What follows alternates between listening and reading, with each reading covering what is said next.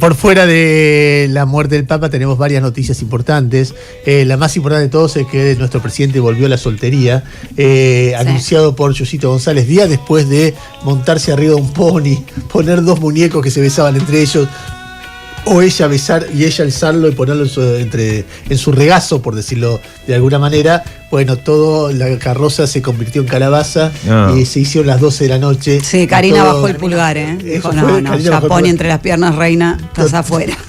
Estás afuera es un montón. Y la fletaron y nada, y ella, que venía muy linda, ayer bastante demacrada, con un maquillaje puesto medio como anunció, se veía una cara de una mujer muy dolorida, que el romance había terminado. ¿Duró más o menos igual? 9 meses. Más o menos como Fátima. A él le duran eso. Estaban por cumplir un año. El 25 Ahora de mayo. mayo Era. Me parece que Fátima duró menos, duró 6, me parece Fátima. Me parece que. ¿Fátima duró menos? Fátima fue en campaña. Empezó. ¿O arrancó con él? No, antes. Empezó en agosto. En campaña, puede ser en campaña, sí. Empezó en agosto, me parece. Bueno, después chequeamos duraciones. En la información del día tenemos un escándalo que sacude justo al Club del Papa, San Lorenzo, del cual vamos a charlar en minutos con Gustavo Gravia, pero antes un tema económico que es muy relevante. Luego estamos hablando de 7 días hábiles posteriores a la liberación parcial del cepo, porque no todas las personas pueden comprar y vender dólares. El gobierno, sobre todo el ministro de Economía, en medio del día de velorio del Papa, o de duelo por el Papa, o el día que murió el Papa, Luis Caputo publicó un tuit pidiendo que los periodistas y los economistas que decían que venía una devaluación le pidan perdón, porque el dólar ayer estaba por debajo, el dólar oficial estaba por debajo de lo que el dólar oficial estaba la semana previa a la desregulación del mercado cambiario, o la desregulación parcial. La historia te la cuenta Jairo, que me parece que admite muchas miradas, pero es interesante escucharlo y después en todo caso conversamos un ratito. Dale. Sí, Jairo. Después de aquel 11 de abril, viernes, donde se anunció el acuerdo con el fondo y la salida del cepo para por lo menos personas humanas, manteniendo las restricciones para empresas, el mercado abrió el lunes de la Semana Santa en 1.250 con el precio fijado por el Banco Nación. Hubo 3 días hábiles hasta el miércoles y en la operatoria de ayer lunes, estamos de acuerdo, sería el 4º día de operaciones financieras después de la apertura del cepo, el dólar siguió bajando hasta quedar en números redondos en el mercado de las grandes operaciones, en el mercado mayorista, alrededor de 1.080 pesos, cuando el precio del dólar mayorista de las grandes operaciones en la previa de todo esto estaba en 1.075, o sea, está igual el dólar de referencia para los importadores, lo cual obviamente fue festejado ayer por el gobierno diciendo no hubo devaluación. Si bien al principio pegó un salto el dólar y había subido 12%, termina ahora quedando al borde del mismo precio previo, en el medio de un mensaje del gobierno que venía el propio presidente fijando, que es no vamos a comprar dólares para acumular, como pide el acuerdo con el fondo, hasta que no llegue a 1.000. De hecho, ayer la versión era que el gobierno ya empezaba a emitir órdenes de compra para reforzar las reservas, recién cuando estaba tocando los mismangos. Esto tiene la parte del relato, que es el foco del gobierno de decir acá no hubo una devaluación y todos los que decían que había atraso cambiario son unos mandriles, que ayer lo expresó el propio presidente en un tuit contra economistas. Y después también tenés, solo para completar el relato y después ir a los números concretos, la respuesta muy atinada de Cristian Buteler, analista financiero y votante de Milei, que escribió un hilo donde dice: ¿qué decían los pifiadores seriales econochantas? Que el esquema cambiario de tipo de cambio fijo y crawling peg no era sostenible, que no permitía acumular reservas, que atrasaba el tipo de cambio y que era necesario flexibilizar o salir del cepo. Dice, el blanqueo y el carry trade de exportadores dieron aire al esquema, pero no resolvió el problema de fondo, y luego de perder 2.000 millones de dólares en turismo en el verano y bajar 80% en el primer trimestre el superávit comercial de bienes, ¿qué pasó? Se tuvo que recurrir al FMI, reforzar las reservas que tu esquema no lograba reforzar porque las compras se hacían y se iban a pagar deuda, porque no podías acceder al mercado de crédito, tenías que controlar la brecha y en una mayor demanda de dólar barato perdías divisas. ¿Y qué pasó en las negociaciones? Cambiaste el esquema anterior, tuviste que salir el tipo de cambio fijo, tuviste que flexibilizar el cepo y se tuvo que reconocer una banda cambiaria que permite una suba de hasta el 30%. Esto es la discusión del relato. ¿Ese último texto de quién es, perdón? Esto es Cristian Buteler respondiendo como analista financiero serio como lo conocemos, pero también votante de este gobierno, a las barbaridades que dice el gobierno, que está situado en la discusión política de que acá querían que haya devaluación. Decían que hay atraso cambiario. Fíjense, mandriles, esto no ocurrió. ¿Principal indicador de que sigue sin funcionar con este dólar la economía? Espera un cachito. Sí. No ocurrió por ahora. No, bueno, está bien, pero yo lo que quiero decir es que yo viví la salida del cepo anterior.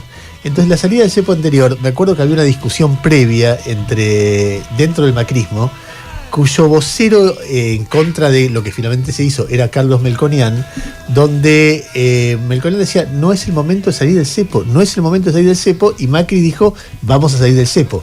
En los días posteriores a la salida del cepo, que tuvo una reacción parecida a esta, un movimiento bastante suave del dólar oficial, comparado con lo que se esperaba, nada caótico, por cierto. Me acuerdo que Marcos Peña, yo hablé con Marcos Peña, y Marcos Peña me dijo, viste que no estábamos locos, y me acuerdo que yo le dije, no presumo de tener razón, porque la verdad que la mayoría de veces no tengo razón. Yo le dije, esto recién empieza, Marcos, es una pelea difícil, hay que ver cómo se mueven los capitales con el tiempo, etcétera, etcétera, etcétera.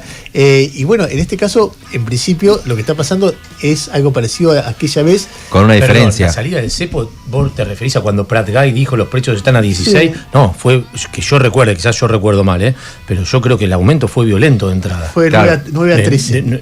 Fue de 9 a 16 y después se estabilizó en 13. Pero de 9 a 13 hay un 50%. Está bien. Lo que pasa es que no veníamos de devaluación. Está bien, hay diferencias entre uno y otro. Lo que digo es que no fue caótico. Frenó ahí. Y después tuvo la traslación a la inflación, ni que hablar, fue de un 40, subió un poquito. Al principio y el segundo semestre ya no había inflación. Y todo lo que mirábamos no era la evolución de la inflación, lo que miramos era la evolución de la deuda a corto plazo, un montón de cosas que es lo que finalmente terminó tumbando el modelo. Pero bueno, en cualquier caso, Sí, la principal, estamos hablando de 4 días hábiles para las conclusiones que está sacando el gobierno. La principal diferencia, atendiendo lo que dice Gustavo, es que en este contexto abrieron el cepo a 1080 y lo que dice el gobierno es el dólar está a 1080, sí, no se fue al techo de la banda, que es donde estaban los dólares paralelos. A hoy, dámosle todo a hoy. ¿Cuál es el principal mecanismo con el que el gobierno está consiguiendo lo que consiguió en estos 4 días hábiles? Por un lado, sumó deuda de 20.000 millones de dólares con el fondo, que le dieron 15.000 para aumentar las reservas, más 2.000 que aumentaron después por otros organismos, y estar en 38.795 millones de dólares. Por otro lado, al mismo tiempo, no está viendo en este momento importaciones ni importadores demandando divisas para importar, porque hubo un sobreestoqueo la semana pasada. Y en otro capítulo central, las tasas de interés en pesos permiten que el ingreso de dólares que el gobierno está habilitando, incluso para inversores no residentes, se transforme en pesos para generar una rentabilidad y después volverla a trasladarse a dólares, que si se mantiene fijo te permite redondear una muy importante renta en moneda extranjera. Estoy describiendo lo que se conoce como una nueva ronda del famoso carry trade. Entonces, si vos no tenés todavía los importadores jugando, sumaste 15.000 millones de dólares más de dólares para las reservas, no estás gastando los dólares que te dio el Fondo Monetario como te pedían y le alentás la tasa en pesos para ganar más dólares con el famoso carry trade, hay un mecanismo que le permite al gobierno sostener este dólar a 1.000. Mira, te voy a contar algo. El viernes, en la bolsa de Rosario, este viernes que viene, al mediodía, van a ir funcionarios del Ministerio de Economía, lo voy a decir así como para que sea ganchero, armar una clase de carry trade para productores agropecuarios. Porque se está dando el momento de mayor disputa. Hasta acá, las cerealeras volcaron desde la apertura del cepo y el acuerdo con el fondo 550 millones de dólares, que es más de lo que habían volcado en las semanas previas, pero que todavía tiene una incógnita muy grande hacia adelante, que es ya no qué van a hacer las cerealeras, los exportadores que ya tienen el producto, sino los productores, que son los que ahora le tienen que vender a los agroexportadores. Y esos productores son los que dicen, che, yo estoy viendo que con este precio de la soja y con el tipo de cambio por abajo de lo que estaba cuando yo lo promediaba oficial y paralelo, me da que por cada tonelada de soja me quedan 315.000 pesos, cuando a mí me quedaban 330.000 hasta antes del acuerdo con el fondo. Entonces, no te voy a vender más allá de lo que necesite para funcionar mi negocio, porque tienen que funcionar el negocio. Entonces, los técnicos de economía van a ir a la bolsa de Rosario a decirle, hacé carry trade, amigo chacarero, porque si pones en pesos y después te pasas a dólares, vas a poder entonces liquidar a este precio y hacer una renta sin esperar que yo devalúe. Esto va a pasar el viernes, como si vos querés el sumum, mientras el JP Morgan le dice a los inversores extranjeros, entren a la Argentina por 6 meses y hagan carry trade, los integrantes de fondos de inversión, que son los miembros del equipo económico, van a ir a aconsejar a los productores agropecuarios a que hagan también este carry trade. Ahora, ayer me preguntaba alguien que está fuera del mundo de la finanza, me decían, ¿y qué problema hay con el carry trade? Si no es ilegal, si es simplemente que alguien gane una tasa en pesos y el dólar esté más tranquilo después y se lleve más dólares. ¿A quién le está haciendo daño el que hace carry trade? Y me parecía atendible la pregunta, porque también puede parecer como que estás generando un hecho delictivo en el mercado financiero. En todo caso, eso no es así, obviamente. Lo que sí es muy, pero muy, para mí, importante señalar, es que es fundamental para que funcione esa renta asociada al dólar quieto, que vos tengas el dólar quieto. Y entonces te preguntás, ¿y cómo estás teniendo el dólar quieto?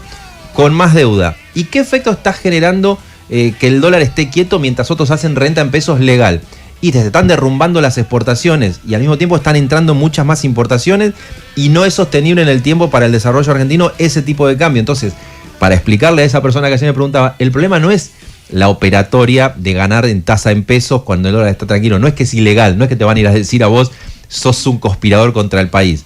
El tema es que hay un esquema de incentivos que mientras algunos ganan guita de corto plazo, legalmente está dañando la estructura productiva y generando muy posiblemente que mientras vos tenés el beneficio de corto plazo hoy, de que la inflación incluso pueda dar en abril menor que en marzo, de que le mejore la imagen al presidente y le vayan bien las elecciones, te estás comprando con muchas otras veces un quilombo financiero para cuando esto no sea más sostenible y un quilombo productivo mientras vos ves los datos del primer trimestre de comercio exterior y tenés aumento entre el 70 y el 110% de las importaciones de China, de Brasil y de los principales socios de Estados Unidos. Y si no te gusta ver planillas, mirá las redes sociales y fíjate la cantidad de influencers que hay haciendo publicidad de sitios como Tienda Mía. Vos decís, ¿qué tiene que ver eso? Es el boom más claro de la importación puerta a puerta que se está masificando tanto que llega hasta que un influencer de golpe te muestra lo fácil que es traer cosas de Estados Unidos. El consumidor feliz, el esquema general es el que genera preguntas en los esfínteres. Jairo, 2 o 3 preguntas. Vos decías que ¿cuánto de la guita del fondo, organismos internacionales y cerealeras entraron como reservas en los últimos 10 días? Bueno, ya le dieron 12 inmediatamente desde el fondo. Y le entraron un segundo goteo de 2.000 del mundo de los organismos internacionales. Las cerealeras liquidaron, no es que se sumaron a las reservas, me dijeron ayer 550 millones de dólares. Y este cálculo, que también lo está dando el gobierno en algunas reuniones, es que ellos creen que por habilitarle a los inversores internacionales el ingreso al mercado oficial para que hagan carry trade, les puede sumar en el trimestre 4.000 millones de dólares más. Eso es un número que yo me imagino cuando hicieron la norma, si son tipos que hasta hace un tiempo trabajaban en Wall Street y hoy están en el Banco Central, deben haber hablado, si yo te dejo entrar para que vos te ganes esta guita en este tiempo antes de las elecciones, ¿cuánto crees que puede venir de carteras mega gigantescas de finanzas internacionales donde Argentina es una amiguita? Alguno hizo un cálculo, le dijeron 4.000, por ahí son 6.000, por ahí son 3.000, sale. Entra y sumás 3.000 más a la pasada de gorra. A ver, me ibas a decir varias preguntas. Te preguntaba eso porque lo que me importaba acá era ver cómo están las reservas menos la deuda. Así, si vos recibiste 14.000 millones de dólares y estabas en 24.300, deberías tener 38.300 en este momento. Y suponete que, olvídate de la liquidación aparte, y hoy está en 37.800. O sea, daría la impresión de que en esta semana y media hay 500 millones de dólares que se perdieron, ¿o qué pasó con eso? Sí, y vas a tener, pagos de deuda tenés todo el tiempo, y a mitad de año tenés pagos muy importantes con el propio Fondo Monetario Internacional y con acreedores internacionales. O sea, este número, estamos hablando de reservas brutas, mejoraron las reservas netas también, pero obviamente que es una foto momentánea de un país que al mismo tiempo que le dan plata para reforzar las reservas, sigue teniendo compromisos de deuda con el Fondo Monetario, ahora con más deuda, y con los acreedores privados que le van a estar comiendo reservas por los próximos años claramente. Gus, ¿qué ves vos de todo esto? No, a ver, está claro que hay un plan para llegar hasta las elecciones. Yo no veo otra cosa que eso, cuando básicamente le dijeron a los inversores de afuera, vengan, entre la plata y quédense 6 meses, no la pueden sacar antes. En realidad, yo recuerdo que el kirchnerismo había puesto una pauta muy interesante, que era que se tenían que quedar por lo menos un año. Que el macrismo la sacó, y me parece que eso fue parte de, además de otras políticas, de la debacle del 2018, porque vos no podías saber qué flujo financiero te vencía en cada momento. Estos, viendo lo que hicieron en 2018, como son los mismos, dijeron, che, a ver si nos pasa esto, que el debacle viene ante las elecciones. Pongámosle que le aseguramos el carry trade 6 meses, o casualidad 6 meses da las elecciones. Entonces, nada, vos cuando ves eso, repetís la misma frase que ustedes no la quieren adoptar, pero que ya debería ser remera de todo el mundo. Después la pregunta es si le sale bien o si le sale mal, qué sé yo. A mí me da sensación por haber visto tantas veces esta historia que pero que es muy difícil que salga bien. Y yo insisto con esto, si vos pusiste a un trader de ministro de Economía, ¿por qué esperás que haga otra cosa que trader? Yami, ¿qué entendés vos? Poco, pero lo que sí pienso mientras ustedes hablan es una mala y una buena sobre la misma frase. Esto de, bueno, en realidad yo estoy viendo que quieren llegar a las elecciones, pienso que está mal, porque en realidad no están pensando en el país a futuro, sino en algo inmediato. Y a su vez pienso, bueno, cada 2 años hay elecciones, entonces, más o menos, de legislativas y presidenciales, entonces digo, bueno, cada 2 años alguien piensa en algo que le vaya bien a la gente para que por lo menos ganar las elecciones. Basta de buscar gente. Pero cada vez dura menos, Dura menos, pero digo, no bueno, piensan en la gente. Tenemos un año de catástrofe y un año, bueno, más o menos tranqui, ¿o no? Me voy a sumar a la positiva de Yami. Jairo. Yo creo que cuando hice todo el análisis y la explicación de los riesgos, cómo lo hace el gobierno, las críticas, me queda para agregar ahora en esta segunda vuelta, chicos, el dólar está a 1000. O sea, vámonos a Europa. Vamos a analizar las consecuencias desindustrializadoras de este modelo a donde podamos pagarlo. O sea, aprovechemos, hagamos carry trade. ¿Pero van a bajar los electrodomésticos? ¿Va a bajar lo que subió, por ejemplo, en estos días en el saldo? Van a bajar las prepagas. Las prepagas aumentaron, a mí me llegó ya, pero menos que la inflación. A mí 3,4 me llegó. A ver, es un montón. Yo quiero contar una anécdota. El otro día me encontré con un amigo que está de novio con una colombiana que vive en Estados Unidos. Que vive hace mucho tiempo en Estados Unidos. ¿Y dónde viven ellos? ¿Sabes qué? No sé. ¿Él acá? ¿Y ella allá? No lo sé. Creo pero que el dato más importante. Nos olvidamos del dato más importante. ¿Qué tal estaba la colombiana? No. ¿Cómo? Si estamos en un bar. Si están manteniendo una relación absolutamente a distancia, no son novios. Empecemos por ahí. Estoy de acuerdo con Gustavo. Puede ser. No es que se pelee él con el amigo. No, era contarle que hablaba. Entonces preguntaba de esto y en un momento salió el tema de carry trade. Entonces mi amigo le explicaba. Y yo le decía, y me dice, ¿cómo es? Si podés ganar 30% de un semestre, ¿de verdad? Bueno, más o menos, porque si vos compras, estaba a 1.200, a 1.200, baja 1.000 y le aplicás los intereses, es más del 30%. Tomá, rey. ¿Y cómo se hace eso? Me dice, bueno, vos, pero el Papa Francisco dijo otra cosa. Decía, vos como colombiano, el Papa Francisco te dijo otra cosa. Vos como yanqui, a vos como yanqui, como persona que vive afuera, te va a complicar porque te lo hacen tener 6 meses y ahí es riesgoso. Ahí se te puede ir y podés perder algo de plata. Pero si lo hago a través de él, me decía ella. Hay gente para que haga. ¿Puede funcionar? La pregunta, ¿y puede funcionar? Y yo decía lo mismo que Gustavo, pero digo, vos imaginate que viene un haitiano en este momento y nos ofrece, che, ponga la guita en un banco haitiano y en 6 meses te da 30% en dólares. Y vos decís, pero Haití no me puede devolver. No, es que el Fondo Monetario, como tiene un negocio con los haitianos, le prestó guita a Haití para que te la pueda devolver. ¿Y estás seguro? Sí, en 3 meses seguro, porque hay elecciones. En 6 meses no sé, pero si lo pones a 3 meses te vas a llevar 20% seguro o 15% seguro. Bueno, vamos. Y bueno, la segunda pregunta es, ¿y qué le pasa a Haití después de eso?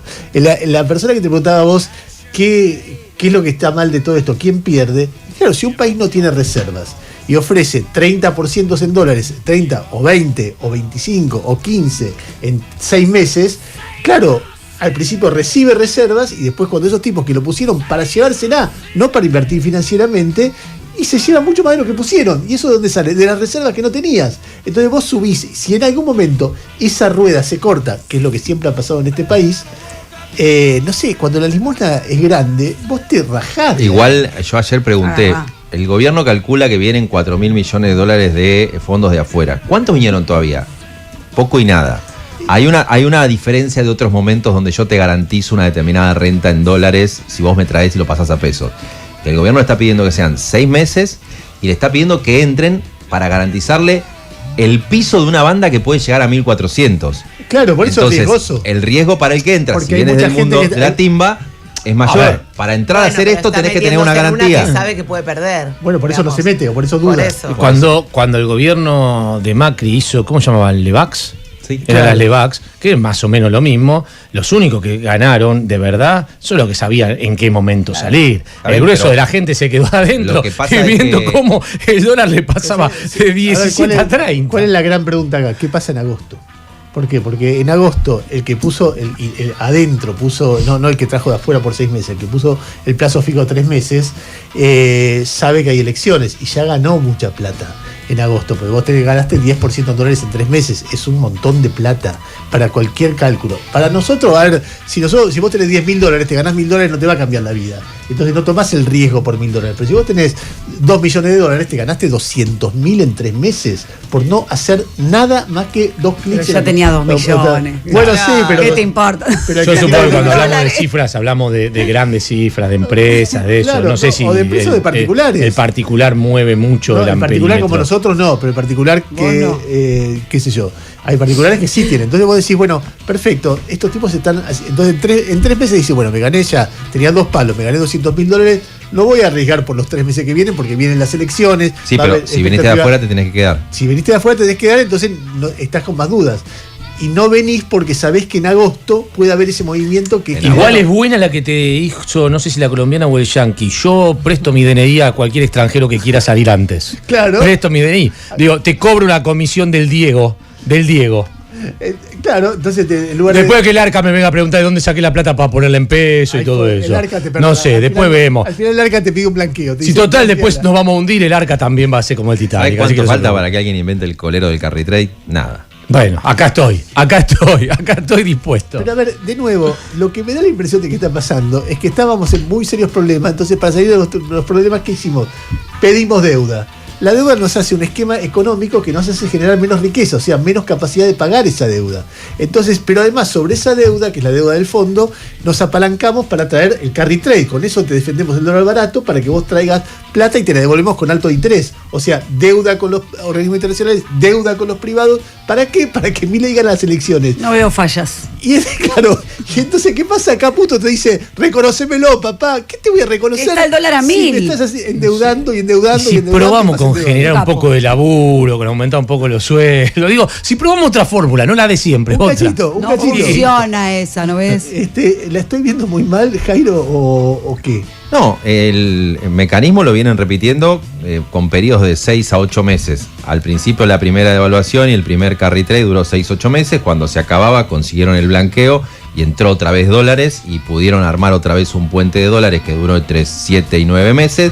Cuando se estaba agotando consiguieron los 20.000 palos del fondo más unos puchos extras y con estos cambios armaron otra vuelta del carry trade que le puede dar 4, 5, 6 meses, caer en la elección y a partir de ahí, si ellos dicen que van a tener un resultado electoral que va a bajar el riesgo país, etcétera, van a buscar otra ronda de refinanciación para buscar otro periodo más. Es muy claro que si vos te alejás y lo vas viendo, es ir consiguiendo fuentes de ingresos de dólares con cambios de variables financieras a lo trader. A mí me lo dijo una vez un banquero internacional, me dice, vos tenés que pensar que la cabeza del ministro de Economía, Luis Caputo, no es juicio Trader. de valor, es poner una tasa acá, un precio acá, porque él sabe que los capitales reaccionan así. ¿Y el desarrollo del país? El desarrollo del país un día va a venir. Vos no te preocupes bueno. que... Bueno, Ya pero va a apuro llegar tenés. en 8 Pero- meses, 6 no, meses, pero un a año, ver, ¿cuánto? Qué apuro A ver, tenés. No sé. Pensémoslo así. Si todo el tiempo nos prestan plata, y cada vez más plata, cada vez más plata, cada vez más plata, y nos siguen prestando Yo me siento rica. hasta la eternidad, ¿para qué querés el desarrollo del país? Si te la ponen de afuera. En algún Pero hay que momento- devolver en algún momento. Bueno, si en algún momento Me te decía dejan- Ah, mi si en mamá, algún exigen, momento, no. si en algún momento le exigen, Yo si pido, agarramos devuelvo. al Adolfo o al Alberto y le decimos, usted es presidente provisional, haga lo suyo en el Congreso. Decimos, Declaramos otra vez el no pagaremos la default. deuda con el hambre del pueblo. Claro, y Bien. No, yo creo que en el pensamiento fuera de joda que tiene esta mirada de la economía que en algún punto representa el gobierno, a diferencia de la otra mirada de la economía del gobierno anterior, es que de golpe vas a tener este año crecimiento económico y menos inflación, mientras tenés quilombos financieros y aumenta la deuda con el Fondo Monetario, y la aspiración es que mientras vas generándote esa nueva deuda, vayas consiguiendo cierta estabilidad con la economía creciendo, que te mejore los ingresos y que empalme con más exportaciones del mundo recursos naturales, Pero, que Jairo, genere más dólares que entren de los que van a con salir. El dólar barato, yo digo, con el dólar barato y altos intereses, Sí. a ver, yo tengo 1.000 pesos, ¿los invierto en una fábrica o los pongo en plazo fijo? ¿Entendés? Si te da el 10% en dólares, ¿qué garantía tengo de que invertir en una fábrica? Encima con el dólar barato. Bien, yo tengo la ¿entendés? impresión que viendo el esquema y habiendo puesto, porque el fondo no te daba la plata, que tenías que tener un recorrido del dólar hasta 1.400, que vos en 1.000 lo podés tener durante un tiempo para mostrarte. Bueno, y cuando lo dejas de tener, ¿qué haces? Y vas a tener un aumento del precio del dólar que te va a generar quilombo. Pero lo que quiero decir es que ya no queda la idea de que van a estar atados siempre al dólar barato. Hay ahora sí, para ganarte la discusión y llegar a las elecciones, el dólar a 1.000 como única respuesta. Claramente no es el dólar que va a mantenerse, yo no te digo ni siquiera hasta las elecciones. Seguramente por lo que pase afuera, por lo que pase acá, por las encuestas que puedan aparecer, que se empiece a mover y todo esto que es festejo ahora deje de ser festejo de dólar a 1.000. Creo que el esquema que armaron les da un oxígeno porque el dólar barato es un premio de un tiempo. Igual no es una cuestión de quién tiene razón. No, no. Lo que pasa es que uno cuando ve el esquema, vos decís, bueno, estos tipos manejaron el dólar en los primeros 8 meses como lo plantearon. Le dijeron, vas a tener un problema. Tuvieron un problema. Lo salvó de eso el blanqueo. Le dijeron, vas a tener un problema. Volvieron a tener un problema. Y ahora insiste con el dólar barato y ya le están diciendo, vas a tener un problema con el dólar barato. Hay un tuit de Carlos Rodríguez muy contundente, hay un comentario de Álvarez Agis muy contundente, Marina del Polleto, Merconian diciendo que es un volantazo. Los mismos, como dice, mandriles que venían anticipando todo lo que pasó, vuelven a decir, che, esto termina mal. Y los que lo manejan son los que insisten con el mismo método, Sí. por otra vía. Lo que yo tengo duda es cuando decimos termina mal, ¿de qué plazo estamos hablando? No, bueno, eso es otra cosa. La Eso es convertibilidad otra cosa. terminó mal 10 años después porque tenía ingreso de capitales. Bueno, era si vos distinto.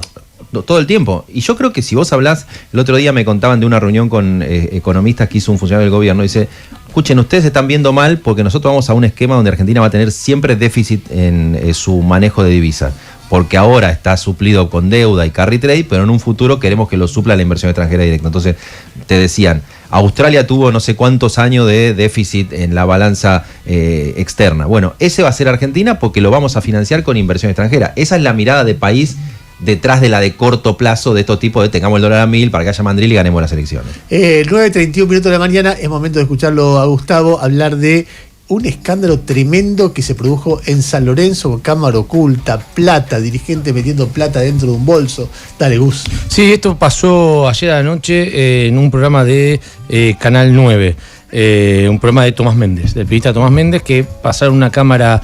Cuidado, es un programa que da la sensación que empezó, yo no sabía ni que existía, y después me contaron que empezó la semana pasada, que primero tomaron la denuncia de Canosa, fue el primer informe que hicieron, y este segundo informe pusieron una cámara oculta sobre el presidente de San Lorenzo, se llama Marcelo Moretti, que supuestamente Moretti estaría recibiendo, a ver, se ve en la cámara oculta que está recibiendo dinero, claramente, un pago de $20.000 primero y un pago días después de $5.000, y toda la charla, si bien el video está editado, por eso hay que esperar a ver la denuncia completa y ver el video completo, todo da a entender que es la madre de un chico de inferiores que le pone plata al presidente del club para que ese chico sea fichado para jugar en las juveniles de San Lorenzo primero y después para que pueda ser convocado al equipo titular de las inferiores donde él está jugando. Yo hasta ahora no tengo mucho más que eso, pregunté si había alguna denuncia ya metida en tribunales y por lo pronto me dicen que no, que todavía no ingresó nada, que hoy a la noche, que hoy a última hora se estaba preparando una denuncia, con lo cual hoy a última hora podría haber novedades con esto, o en el transcurso del día que metan una denuncia contra el presidente de San Lorenzo, pero a ver, el video es bastante elocuente cuando uno lo ve, en donde hay una persona que habla todo el tiempo de su hijo y el presidente de San Lorenzo le hace preguntas referidas al nene y la mujer le da en un primer momento $20.000 y en un segundo encuentro $5.000. Y en todo ese diálogo daría la sensación de que toda esa plata tiene que ver con que el chico pueda pasar por encima del resto de los chicos de inferiores para asegurarse un lugar en el equipo. Insisto, Hay cortes de edición del video, habrá que ver el video completo. De cualquier manera, Moretti nunca fue un hombre que supiera trigo limpio. En el mundo del fútbol hay pocos que se sepan que son absolutamente todos trigo limpio, pero en el caso de Moretti, yo recuerdo, Moretti tenía un boliche en Puerto Madero al que iba siempre la Barra Brava, desde donde se financiaba mucho el accionar de la Barra Brava de San Lorenzo. De hecho, previo al Mundial, si no me equivoco, fue 2014, se agarraron a tiros por esa financiación, por la diferencia de esa plata. Después Moretti fue parte de la comisión directiva de Marcelo Tinelli, se abrió en el último tiempo de esa comisión directiva, enfrentó al oficialismo, ganó las elecciones y es el nuevo presidente de San Lorenzo desde hace 1 año y medio más o menos, con una gestión, te diría, con vaivenes. De hecho, vendió un par de juveniles a Bragarnik, que generó un escándalo tremendo en San Lorenzo, porque decían, está vendiendo los mejores juveniles, los está regalando, pero bueno, no tenía plata. En su momento compró a un jugador de Independiente Rivadavia Mendoza, se llamaba Enreali, y le hizo una transferencia trucha a Daniel Vila, que era el presidente de Independiente Rivadavia. ¿Por qué? Porque falsificaron unos papeles como para hacer de cuenta de que la transferencia se había efectuado, y Vila decía, che, pero a la cuenta del club no entró un sope, con lo cual no, y Vila se cansó y lo denunció por estafa, y después se supo que nunca habían transferido, que habían hecho todo con un programa, con un programa tipo de Photoshop para decirle, acá tenés el comprobante. Y no le habían pasado la guita. Y nunca le habían pasado la guita. Vila le hace una denuncia, y ante la denuncia Moretti paga, y además paga una multa impuesta por la justicia, y Vila retira la denuncia. Digo, tiene manejos poco claros, no es el único dirigente de fútbol con manejos poco claros, pero de ser cierto, y da la sensación por las imágenes que hay bastante cercanía a la veracidad, lo que hizo es inmediata expulsión del club, seguramente, y él no habló hasta ahora. Sus últimos posteos son de ayer a última hora, mostrando que el Papa Francisco le dijo seguí adelante, está levantando al club. Incomprobable, ¿no?, que le haya dicho eso el Papa Francisco, pero ya no está entre nosotros. De hecho, había ya un meme del Papa Francisco vestido de San Lorenzo en el cielo, decía, un día en el cielo, y ya se lo cargó a Moretti. Pero bueno, es incomprobable todo lo que puso sobre lo que el Papa decía de su actividad como presidente de San Lorenzo. Lo cierto es que yo creo que va a necesitar cierto poder celestial para poder zafar de esta situación. Algún dirigente cercano a él dice por lo bajo, esto es una operación, y nosotros vamos a demostrar que esto no es así. Que es una operación, a mí no me cabe duda, pero si es una operación donde vos caíste porque estás agarrando plata, marche preso. Es obvio que esto lo hace gente ligada a la oposición. Pero ¿lo filman en el despacho o es en un lugar afuera? No, en un lugar afuera, no es el despacho, por lo menos yo no me doy cuenta que eso sea el despacho presidencial de San Lorenzo, en alguna de las oficinas que él tiene. Así que veremos cómo termina. Hoy a la noche el señor Méndez dijo que hay una segunda parte del informe. Cuando alguien dijo, che, pero esto es una operación, que yo dijo, bueno, vean la segunda parte del informe de la noche para ver si hay una operación o no. Yo estoy esperando que ingrese la denuncia a tribunales con toda la información correspondiente para poder analizarla. Pero si vos ves el video, daría la sensación que Moretti tiene los días contados. Vos hiciste una referencia al pasar a este mismo programa donde se difundieron los nombres de la denuncia de Viviana Canosa. Sí. Sobre ese episodio, ¿qué opinas? Yo no tengo la denuncia. Lo dije el viernes aquí en el programa que hicimos especial de la cuestión. No tengo la denuncia, la pedí varias veces, no me la entregaron, y si no tengo la denuncia se me hace imposible hablar. Sí puedo hablar de lo que hizo mediáticamente, que es algo que ya lo comenté el otro día. Me parece, primero, que se autoincriminó el primer día en algunos delitos la conductora que tiró esa bomba, que después, increíblemente, y habló primero de robo de cartera, después de una presunta oferta de infidelidad a su pareja de entonces, y recién después de una red de trata. Digo, pero ¿cómo tiene?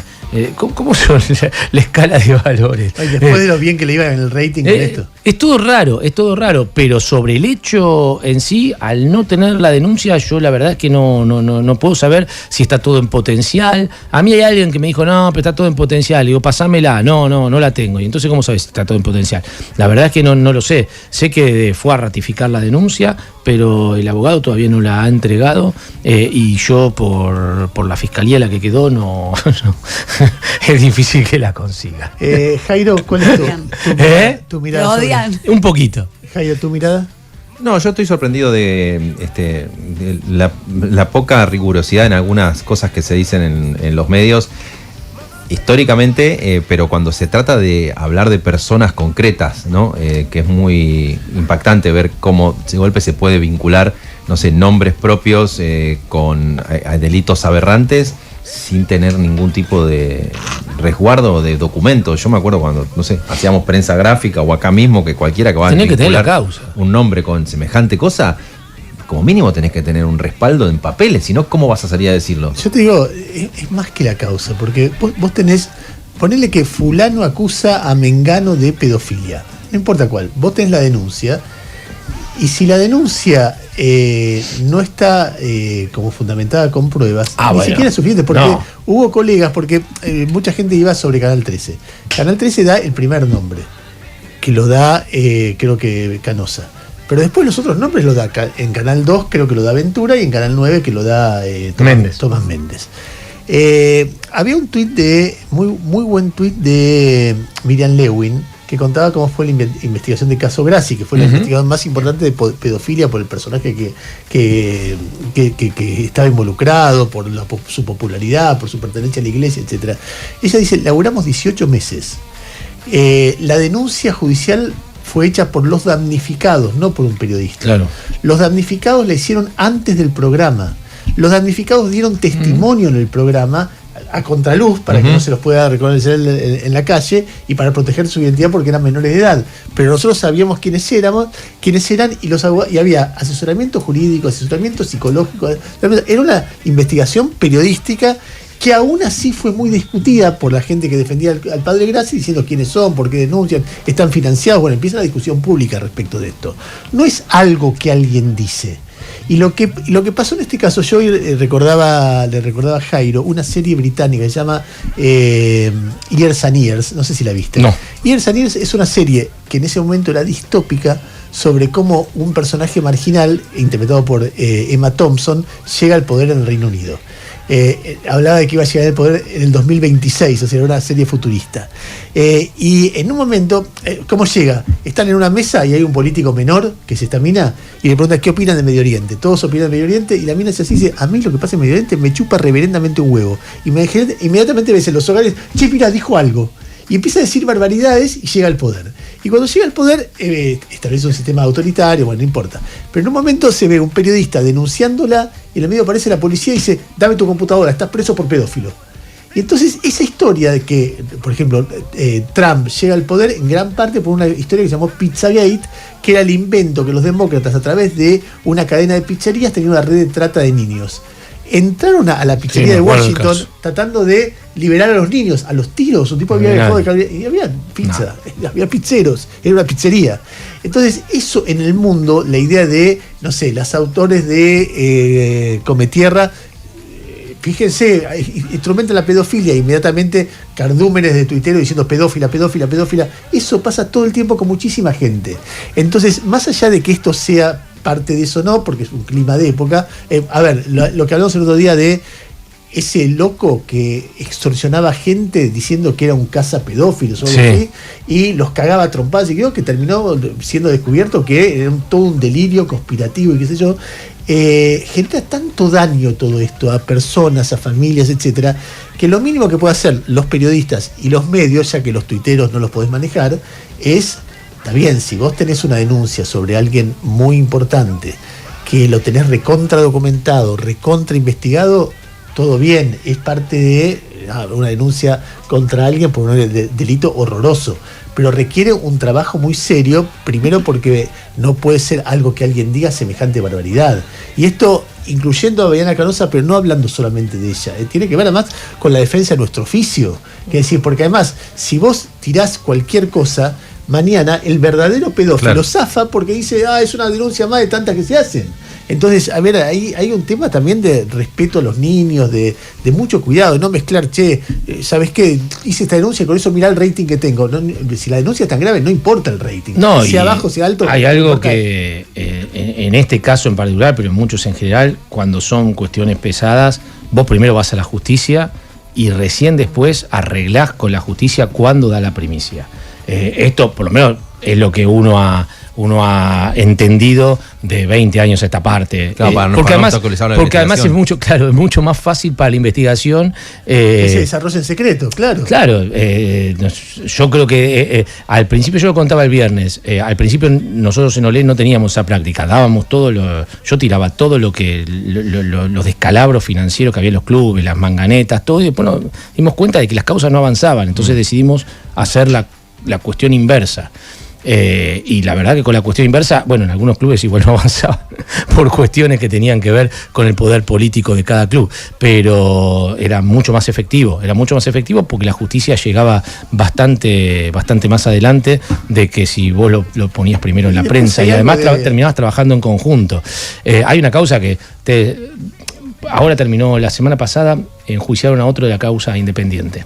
De aquella causa. Sí, que siempre se dice de corrupción de menores en las inferiores independientes. En realidad eran chicos de las inferiores independientes que eran corrompidos fuera. Y el último fue la semana pasada, se llama Alberto Ponte. De los 6, ya hay 5 con penas entre 10 y 12 años de prisión. Y ese es un caso en el que yo trabajé mucho.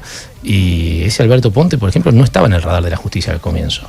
A mí no me gusta hablar de uno, y mucho menos porque esa causa después trajo otro tipo de temas.